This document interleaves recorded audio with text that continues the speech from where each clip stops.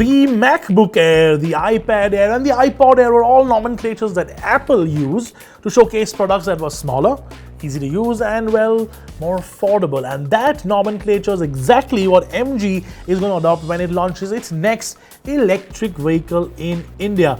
We're going to get something called the MG Air EV. It's small, it's tiny, it's probably going to be affordable as compared to what normal other EVs or MG's other EV is. And it's going to be a bit of a city runabout. We thought we'd take a closer look at this cute little thing because it's coming to India very, very soon.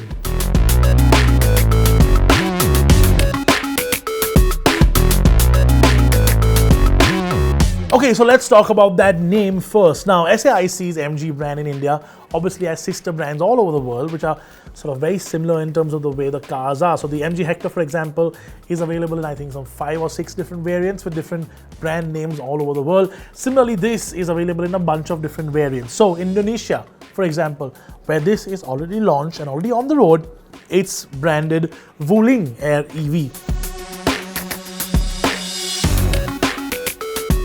Funny name, yes, I know. Nonetheless, in India, it's going to be the MG Air EV, as I already mentioned earlier. And it's going to be a small little car. In fact, the dimensions are very, very tiny as well. Sub 3 meter in terms of length, just a tad bit over 1.5 meters in terms of width, and just 1,631 mm in terms of height. So it's a bit of a tall boy. It's almost like a squarish rectangle of a car. And it's going to be very nice to sort of run about the city in it, but I think that's what it's going to be. It's going to be a city car.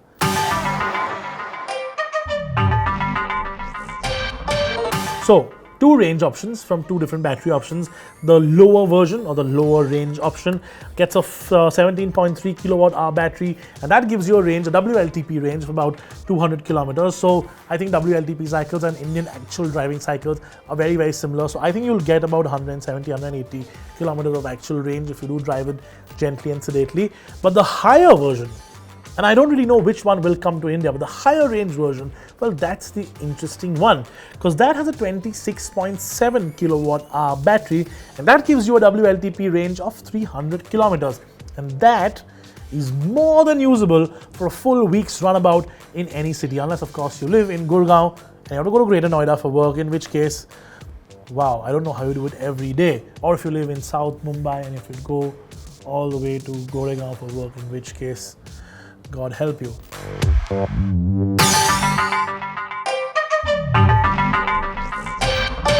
Okay, it's a small little car. It's got a 40 horsepower motor. It's mounted at the back. So again, very, very similar to something we've already seen in India. Tata Nano vibes, anybody? Small, tiny little car, city car, all of that. But unlike what the Tata Nano was positioned as, and unlike what the Tata Nano really was, an attempt at very, very affordable, cheap mobility, this isn't going to be very affordable. In fact, MG has actually come out and said it.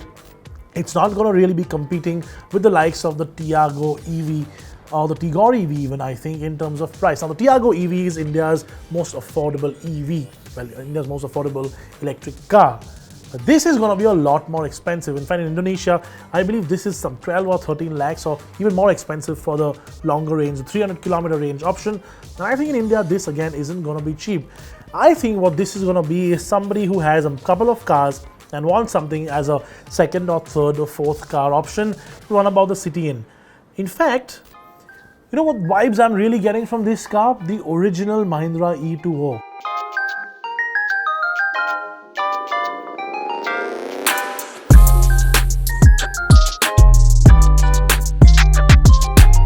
One of the funny things is this thing, of course, is it's going to be called a box on wheels by some. And it's really that it is what it is because it's got small, tiny 12-inch wheels. You know what else had 12-inch wheels? Well, the Alto 800 has 12-inch wheels, and the Maruti Suzuki 800 had 12-inch wheels, and the Nano had 12-inch wheels. And this gets, let me check, 145/70 R12 tire, which, if I'm not wrong, was actually the size of the tire of the original 800 as well. So, small little wheels and tires, very fuel efficient because it'll be green tires, low rolling resistance.